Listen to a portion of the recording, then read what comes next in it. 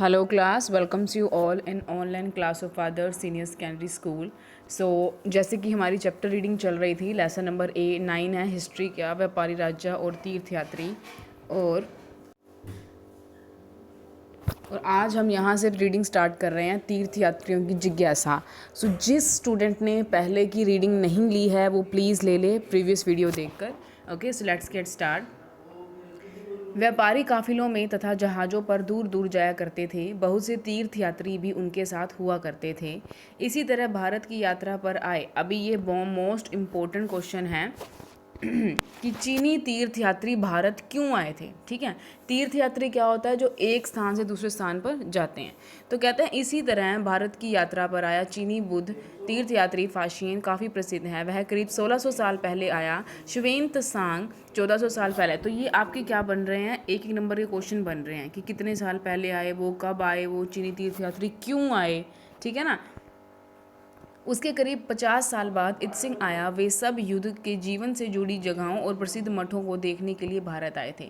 तो वो भारत क्यों आए थे? जो बौद्ध धर्म के प्रसिद्ध मठ थे या जैन धर्म के जितने भी प्रसिद्ध मठ थे उनको देखने के लिए क्या आए थे? भारत आए थे। इनमें से प्रत्येक तीर्थयात्री ने अपनी यात्रा का वर्णन लिखा है। इन्होंने अपनी यात्रा के दौरान आई मुश्किलों के बारे में भी लिखा था। इन यात्राओं में कई वर्ष लग जाया करते थे। जिन देशों और मठों को उन्होंने देखा उनके बारे में उन्होंने लिखा और उन किताबों के बारे में भी उन्होंने लिखा जिन्हें अपने साथ वो ले गए थे। तो उन्होंने क्या की थी? उस पर एक बुक्स भी लिखी थी जो उन्होंने इंडिया में देखा था और वो उन बुक्स को अपने साथ ले गए थे। ह्वेन-त्सांग भूमार्ग से चीन वापस लौटा। उसमें सोना, चांदी और चंदन की लकड़ी की बनी बुद्ध मूर्तियाँ और 600 से भी ज़्यादा पांडुलिपियाँ एकत्र की थी। मतलब कि उसने इंडिया से ऐसा बहुत सारा सामान इकट्ठा करा था जो वो यहाँ से लेकर गया था। इन्हें वह लगभग 20 घोड़ों पर लाद कर लेकर गया था। पर इसमें से 50 पांडुलिपियाँ उस समय खो गई जब सिंधु नदी पार करते हुए उसकी नाव पलट गई थी। अपने जीवन का बाकी हिस्सा उसने बची हुई पांडुलिपियों का संस्कृत से चीनी अनुवाद करने में लिखा। मतलब कि वो अपने लोगों को उसके बारे में जागरूक करना चाहता था, हिंदू जो इंडियंस की हिस्ट्री है उसके बारे में। भक्ति की शुरुआत ये बहुत इजी है। ठीक है, तो ध्यान से पढ़िएगा। इन्हीं दिनों देवी देवताओं की पूजा का चलन भी शुरू हुआ। बाद में हिंदू धर्म की यह प्रमुख पहचान बन गई। इनमें शिव, विष्णु और दुर्गा जैसे देवी देवता शामिल थे। अभी ये क्या एक नंबर का क्वेश्चन बन रहा है कि किन देवी देवताओं की पूजा करते थे? शिव, विष्णु और किन देवी देवताओं की पूजा प्रचलित थी उस समय में?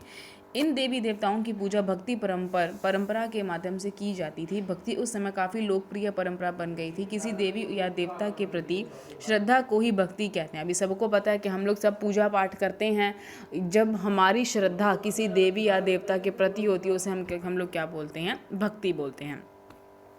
भक्ति का पथ सबके लिए खुला है, चाहे वह धनी हो या गरीब हो, ऊंची जाति का हो या नीची जाति का हो, स्त्री हो या पुरुष हो। भक्ति मार्ग की चर्चा हिंदुओं के पवित्र ग्रंथ भगवत गीता में की गई है। भगवत गीता महाभारत का एक हिस्सा है।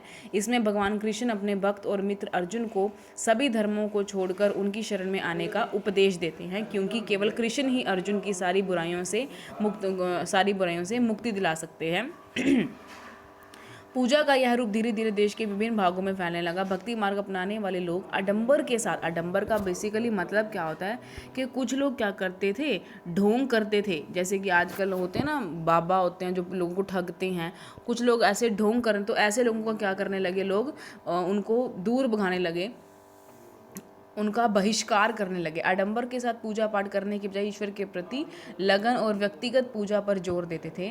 भक्ति मार्ग अपनाने वाले लोगों का यह मानना था कि अगर कोई भी व्यक्ति सच्चे मन से अपने देवी देवता की पूजा करता था तो उसे वह जरूर दर्शन देते थे। ठीक है, इसलिए आराध्य देवी या देवता मानव के रूप में भी हो सकते हैं, फिर सिंह, पेड़ और अन्य किसी भी रूप में। जैसे जैसे इस विचार को समाज द्वारा स्वीकृति मिलती गई, कलाकार देवी देवताओं की एक से एक बढ़कर खूबसूरत मूर्तियाँ बनाने लगे। देवी देवताओं का विशेष सम्मान होता था। इसके लिए विशेष जगहों पर इनकी मूर्तियों को भी रखा जाता था। इन स्थानों को ही मंदिर, अभी जहाँ पर देवी देवताओं की मूर्ति तो उसे मंदिर बोलते हैं। ठीक है, अध्याय 11 में हम पढ़ेंगे इन मंदिरों के बारे में। भक्ति परंपरा से ने चित्रकला, शिल्पकला और स्थापत्य कला के माध्यम से अभिव्यक्ति की उन्हें प्रेरणा भी दी। So here's our chapter complete.